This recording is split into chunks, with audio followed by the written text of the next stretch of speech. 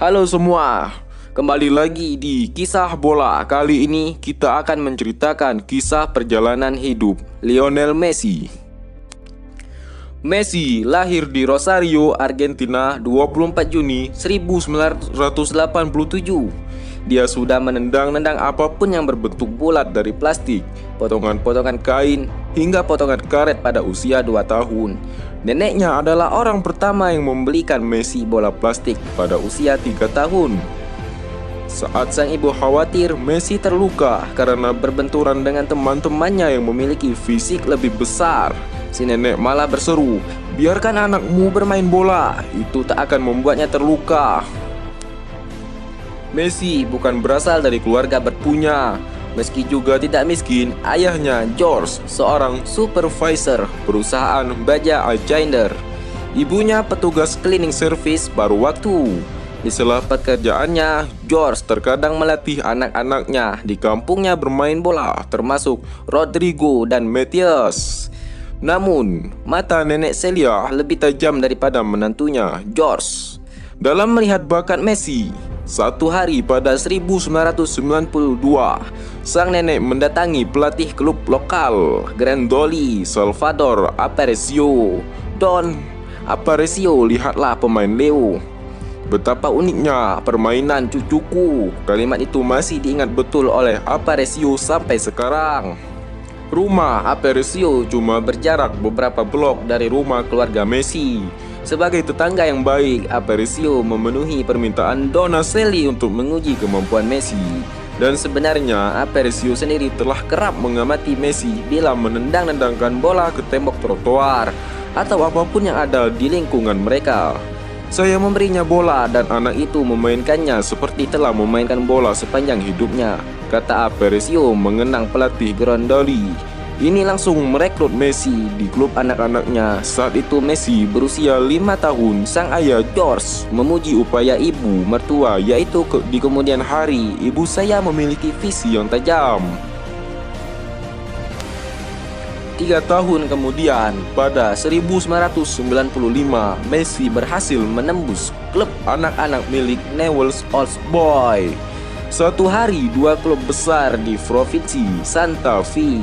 Cerita soal anak yang memiliki bakat sebesar Maradona pun lebih tersiar luas. "Orang-orang rela membeli tiket sekedar melihat Leo berlatih," kata George bangga. "Tubuhnya lebih kecil dari teman seusianya, apalagi dengan teman-teman yang lebih tua," ujar salah seorang guru sekolah dasar Messi, Diana Ferrenti. "Tapi dia jenius. Leo kerap membuat saya tertawa karena semua temannya menjadi tambah bodoh bila Leo mempermainkan bola." Para penggemar Newell's Old Boys menjuluki Messi El Nano, si kerdil, sedangkan kakaknya Rodrigo memanggilnya El Pulgo, si kutu. Kedua-duanya merujuk pada fisik Messi yang mungil tapi merepotkan setiap pemain tim lawan. Carlos Morales, pelatih yang 4 tahun menangani Messi di Newell's, mengingat murid kesayangan yaitu sebagai pemain yang pendiam. "Leo tak banyak bicara, tapi dia sangat disiplin dan sangat pendengar baik. Setiap berangkat berlatih, Messi membersihkan sepatunya sendiri, menyiapkan perlengkapan, dan meski dia merayakan ulang tahun, dia tetap tidur, tak terlalu larut untuk menjaga kondisi."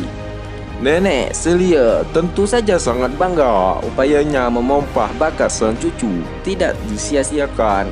Sayang tak bisa melihat Messi beroleh kebesaran yang lebih besar.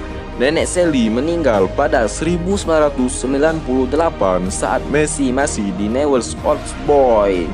Namun sang nenek masih mengikuti perjalanan sulit cucunya pada masa kanak-kanak.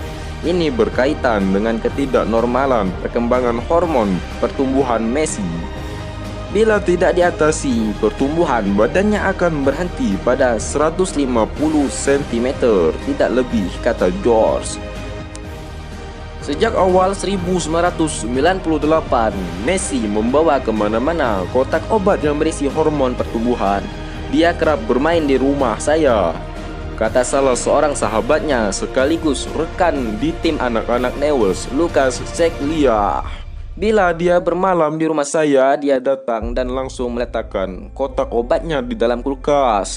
Setelah petang, dia ke dapur untuk menyuntik dirinya. Setelah itu, dia kembali bermain dengan saya. Tidak terjadi apa-apa.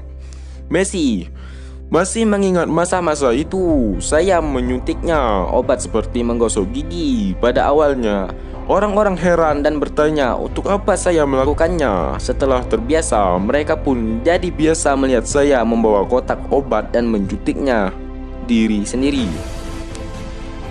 George mengandalkan asuransi kesehatan keluarga dan asuransi dari perusahaannya untuk membeli hormon itu.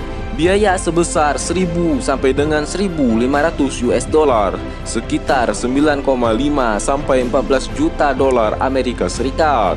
Ketika krisis ekonomi melanda Argentina, perusahaan George terkena imbasnya.